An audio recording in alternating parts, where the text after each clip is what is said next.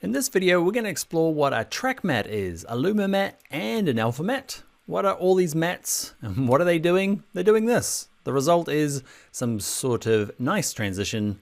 Let's work out how to do those now in Premiere Pro. Track mattes, luma mattes, alpha mattes, smoke and ink bleeding transitions, like smoke reveals.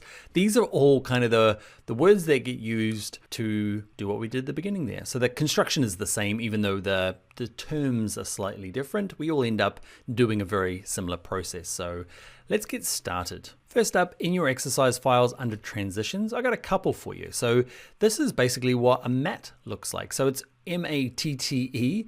I've downloaded a few versions that I found online that are kind of helpful. If you want the full lot of these, you're looking for Premium Beat, also bought by Shutterstock. You'll find I got a bunch of them from here that we're going to use. Okay, and there's a bunch more that you can get from there. So we're going to start with matte 1, 2, and 3. Basically all a matte is, and in our case, we're going to start with something called a luma matte. Okay, luma we know now is something to do with luminance and brightness.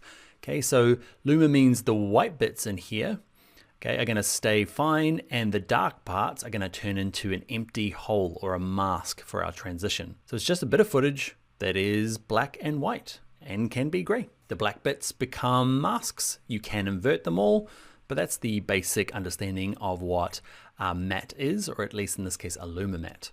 So let's get in there. So in Premiere Pro, you pick 1, 2, or 3. Okay, don't use 4. Something else we're going to do. I'm going to use number 2.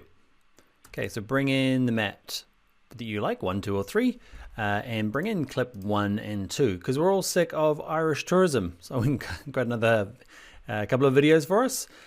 Turn those 2 clips into a sequence. Doesn't matter in which way they are, in which order.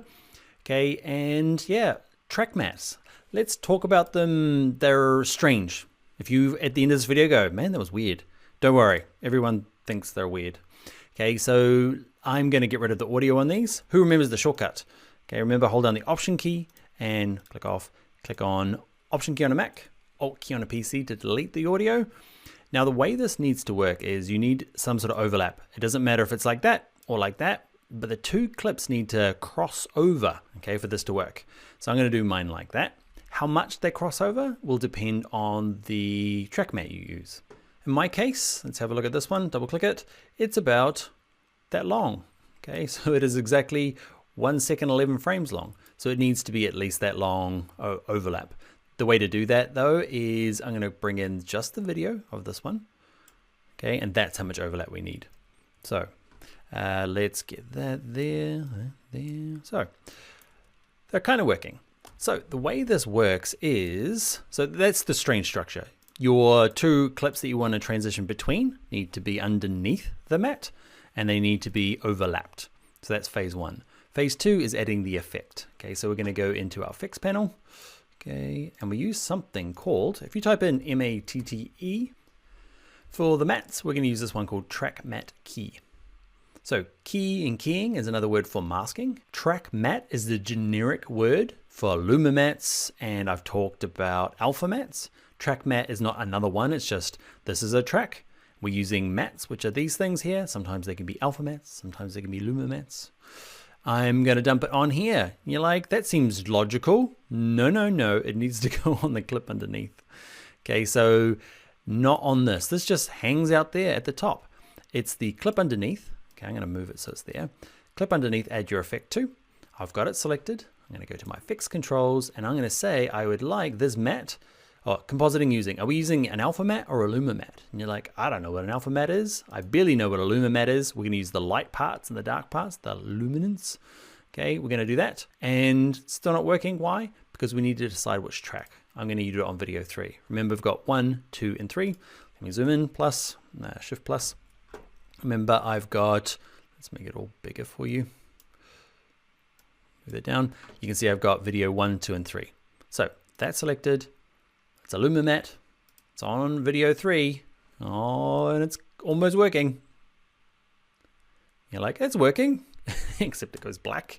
But that's essentially what it is. You need this structure overlaid each other. You need this structure. You need these 2 transition, things you want to go between. Okay, they can be images, they can be videos. Okay, they just need to overlap for a bit. How much they go is generally depending on the mat. It might be an ink drop, or this, in this case, kind of like circles spinning. Add the effect, okay, which is called a track matte key, to the one underneath the mat. Then just set it to whether it's a luma or an alpha matte. I'll show you an alpha matte in a second. And just make sure it's the right actual track. Okay, in our case, the mat is on video 3. If you move it, it will freak out. Okay, if I say that I've now got another track and I'm copying and pasting it, say, between different sequences, this thing will freak out and go, where'd it go? It can't follow it. It'll still use it. So my effect here, I can say, actually, it's on video 4 now. It'll still work. Just know that if you are maybe copying from one sequence to another and the structure's not exactly the same as this, you've not got everything on the same track, it won't work. So I'm going to undo that because I'm going to show you the other problem that you've sawn. Sawn's not a word, seen. Okay, it goes black. What happens? Basically, at the end of this matte, okay, it goes completely white. Let me turn off the key just to show you. FX off. Can you see it starts off completely black, which means that you can't see this. And then eventually the white bits appear, they appear, they appear, they appear, until it's completely white and I can see all of this new city track. Okay, let's turn it back on so I can see it all. Okay, so it needs to be white to see it. And then it goes away because this little thing ends. It goes bloop. Oh, there's no more white. So this goes, I don't know what to do now. So I'm gonna go black. Okay, so the easiest way to fix that is to grab your, we're gonna use the razor tool just because, and we're gonna slice it there. Okay, right at the end of this mat, click on this and just delete the matte key. We don't need that anymore. It's done its job. So we're just using it for this bit. Ooh, nice. All right, before we go, I want to show you alpha matte. So we've been doing a luma matte. Remember, track matte is the generic name for all the mats. Okay, a luma matte is when we do a transition that uses the light and dark, and we turn them into kind of holes and masks. So an alpha matte is very similar, except alpha is another word for see-throughiness or transparency. So I'm gonna bring in these two guys again. Okay, where are we? Zoom out. So I've got these two, and I'm gonna do a transition. It's structurally the same. Okay, so I'm gonna make sure that these two guys overlap. Okay, I'm gonna find an alpha matte. Now, I've got this one here. It's downloaded from Envato stock library stuff, and it's just this one here. Now, what is the difference? It kind of looks the same. The difference is it uses transparency. Let me bring it in. Okay, can you see, even without doing anything, instead of blackness like it did before, and we use that blackness as the mask, it actually has transparency built into it. That's why it's called an alpha mask. Generally, they are not MP4s, because MP4 as a container can't have transparency as a general rule. Okay, but MOV can. Okay, often alpha mattes will be MOVs. Okay, so I've got this. All I need to do now is exactly the same before. Get the kind of transitions that overlays, then grab my effects. It's the same effect. Okay, track matte key, stick it on the clip underneath, and say, I want you to be an alpha. On what track? It's video 4 now, because I'm adding extra layers. Okay, and it does the same sort of thing. All right, so that's an introduction to track mattes. Remember, track matte's generic name. The luma matte is the luminance, then the light and dark. Let me turn that on and off.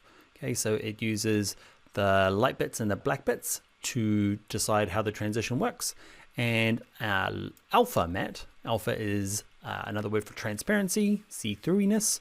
Okay, so for this one here, I can go, let's turn it off. Okay, it's already got transparency as part of it. And we use that for the transition. Have you seen those kind of like ink drop and smoke transitions? That uses the same thing. They'll use track mattes. You just got to decide whether it is an alpha matte or a luma matte and use this exact same technique. If it feels confusing, it is. Most people find it confusing. I know I did at the beginning, and it's probably not so much the world of Premiere Pro in terms of video editing. It's much more kind of at home in things like compositing, using something like After Effects, where mattes are a lot used more.